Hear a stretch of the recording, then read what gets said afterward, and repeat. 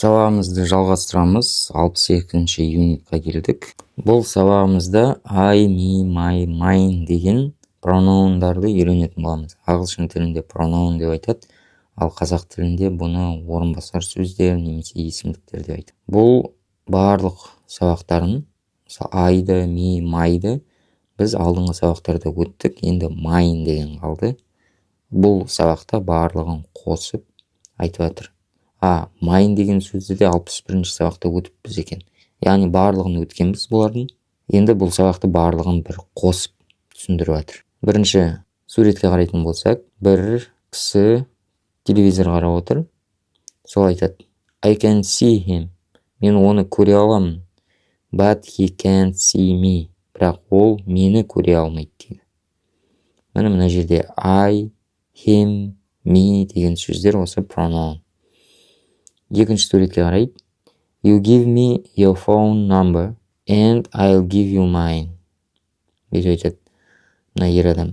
Сен маған өзің телефон номеріңді бересің, және мен саған өзімдікін беремін дейді. Қараңыз, біріншісі I деген, мен деген, ол осы subject'ның орнында тұрады. Яғни сөйлеуші адамын айтады осы сөздерді. I know Tom. Мен Томды білемін. I. Екінші me деген мені. Біріншісі мен болса, екіншісі me мені. Tom knows me. Том мені біледі. Үшіншісі my деген менің. Біріншісі мен болды, екіншісі мені болды, үшіншісі менің. It's my car. Бұл менің машинам. Ал төртіншісі mine деген менікі. Менікі. Үшіншісінде my car деп каны қосу міндетті болған болса, ал менікі mine деген кезде оны қоспаймыз. It's mine.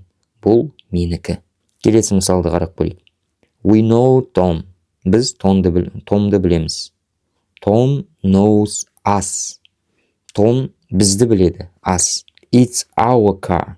Бұл біздің машина. It's ours. Бұл біздікі. Көрдіңіз бе? Біз, бізді, біздің, біздікі. You know Tom. Сен Томды білесің. Tom knows you. Том сені біледі. It's your car. Бұл сенің машинаң. It's yours. Бұл сенікі. Көрдіңіздер ме? Осылай you, your, yours. He knows Tom. Ол Томды біледі. Tom knows him. Том оны біледі. It's his car. Ол оның машинасы. It's his. Ол оныкі. Мына жерде his ұқсайды. She knows Tom. Ол, яғни әйелдегі, she knows Tom. Ол Томды біледі. Tom knows her. Том оны біледі. It's her car. Бұл оның машинасы. It's hers. Бұл оныкі, яғни әйелдікі.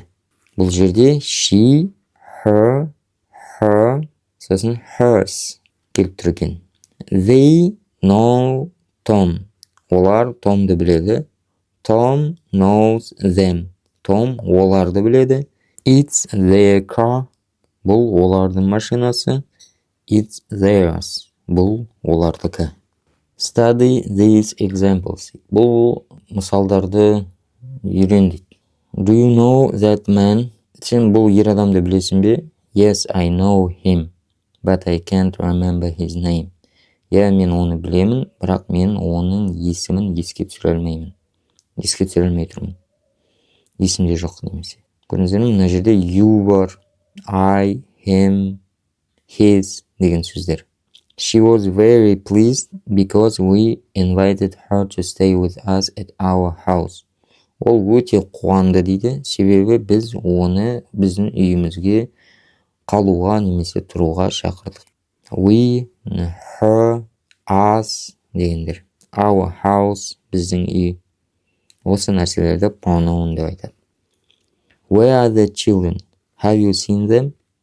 Балалар қайда? Сен оларды көрдің бе? Have you seen them? Оларды.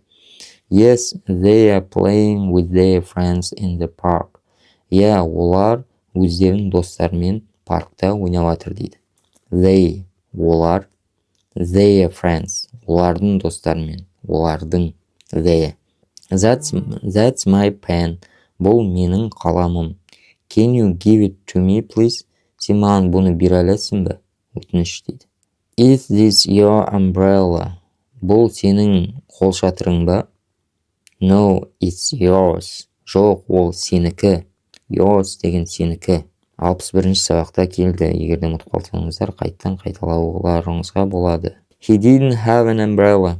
Ода қолшатыр болмады. So she gave him hers. Сондықтан ол әйел оған өзінікін берді дейді. Him оған, gave him оған, hers өзінікін. I'm going out with a friend of mine this evening дейді. Мен өзімнің досыммен бұл кешке сыртқа шығайын деп жатырмын дейді. Going out деген сыртқа шығу. Friend of mine деп айтасыз, менің досым деген. Friend of me деп айтпайсыз. Бұл деген өткен сабақтардың қайталауы, барлығы жиналып сіздерге ұсынған сабақ. Қарап шығыңыздар, көбірек қайталаңыздар. Мына жерде бұл мысалдарды тіпті жаттап алсаңыздар жақсы болады. Осымен сабағымыз бітті.